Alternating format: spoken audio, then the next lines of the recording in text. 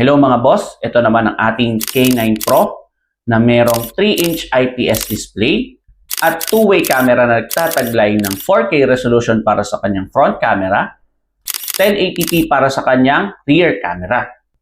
Meron din itong security features kagaya ng G-sensor or gravity sensor na magagamit natin lalo na kapag nagdadrive tayo at nagkaroon ng collision, automatic na maglo-lock video ang iyong dashcam.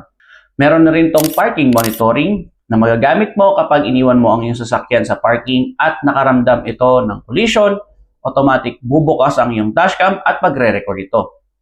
Meron na rin itong additional features kagaya ng Wi-Fi connectivity na kung saan hindi mo na kailangan pang tanggalin ang iyong SD card sa iyong dashcam para makuha ang mga video files nito. Ang kailangan mo lang is mag-download ng Video app sa iyong phone upang makuha ang lahat ng mga videos na kailangan mo. At meron din itong AI voice command na hindi mo na kailangan pang pindutin ang iyong dashcam while driving. All you have to do is say the commands at automatic na susunod ang dashcam sa mga sasabihin mo. Camera. Show front camera. Show both camera. Turn on audio. Turn off audio. Turn on Wi-Fi.